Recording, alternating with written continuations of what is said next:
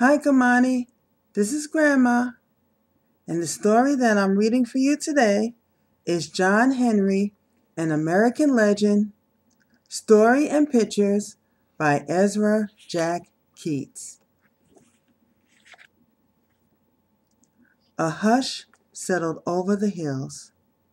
The sky swirled soundlessly round the moon. The river stopped murmuring. The wind stopped whispering. And the frogs and the owls and the crickets fell silent, all watching and waiting and listening. Then the river roared. The wind whispered and whistled and sang. The frogs croaked, the owls hooted, and all the crickets chirped. Welcome, welcome, echoed through the hills. And John Henry was born with a hammer in his hand. Bang, bang, bang, rang little John Henry's hammer through the cabin as he crawled about. What's that rascal up to now? His mother chuckled. And before she knew it, he was big enough to help her around the house. As he grew up, he did a man's work with his father. One day, John Henry thought, I'm taller and stronger than anyone around. It's time I went out into the world. He said goodbye to his mother and father, and off he went. He worked on farms and in cotton fields, but all that was too tame. So he got himself a job on a riverboat. One stormy night, the ship plowed through the darkness. Suddenly, the big steel rod that turned the paddle wheel broke. The wheel stopped turning. Smash went the rod through the bottom of the ship. Pump water, shouted the captain. Get to port before we sink. John Henry leaped to the paddle wheel crank. He seized it, pushed, and grunted and pulled. Suddenly the giant wheel turned.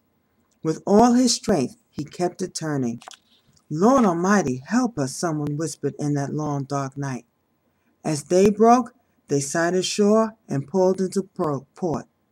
A thunderous cheer went up for John Henry. John Henry felt a new excitement in the air.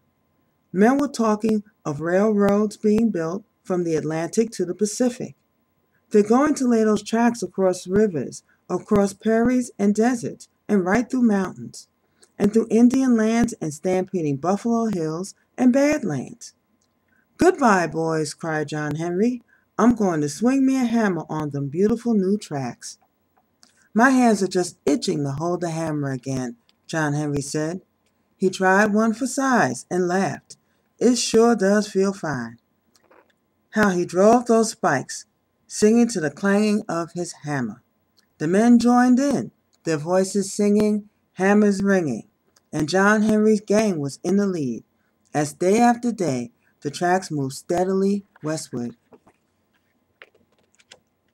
Rising across their path was a sprawling mountain range. Its snow-capped peaks reached high into the clouds. We'll have to tunnel through, said his friend Little Bill. It'll be awfully dangerous. Could be cave-in, someone put in. That suits me fine, said John Henry. Me too, said Little Bill. Here's how we'll do it, boys, the foreman called out. A couple of men will drive a hole into the rock. Then the powder men will put dynamite into the hole and explode it. The others will cart the loose rock away.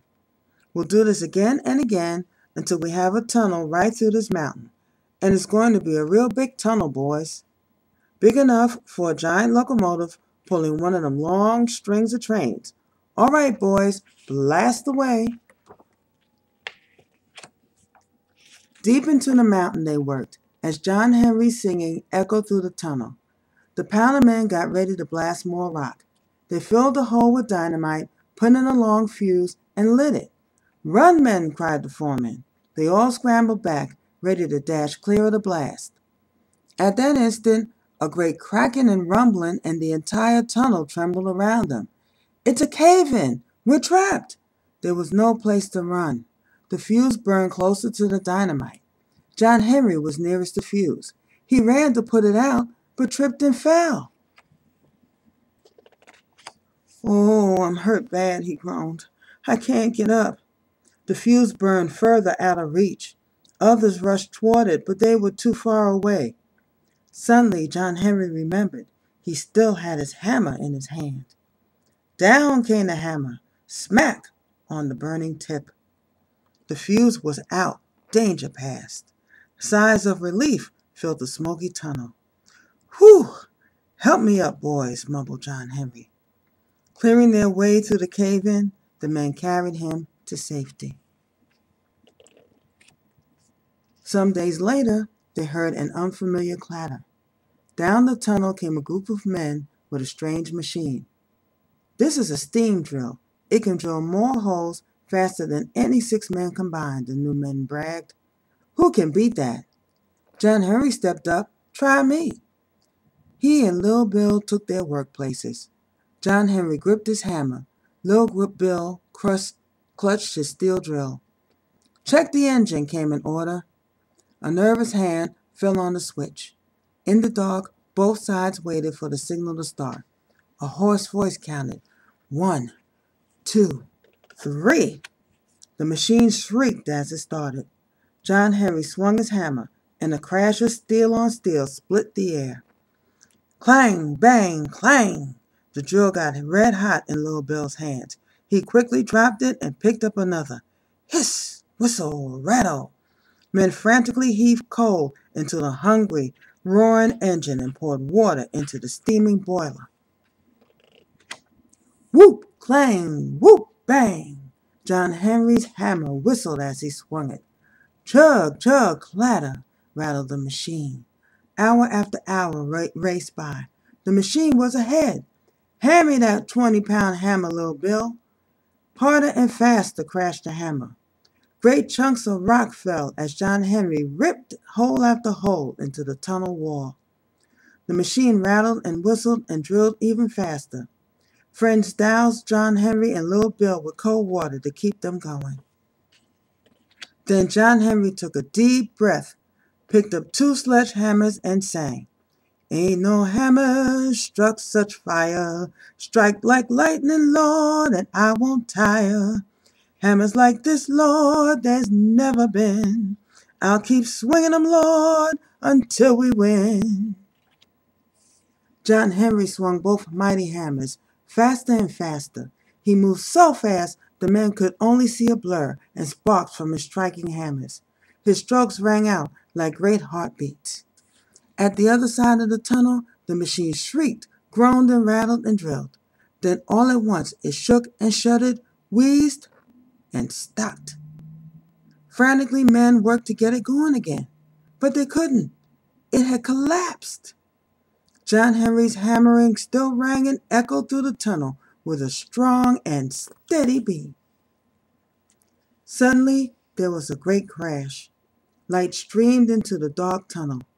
John Henry had broken through. Wild cries of joy burst from the men.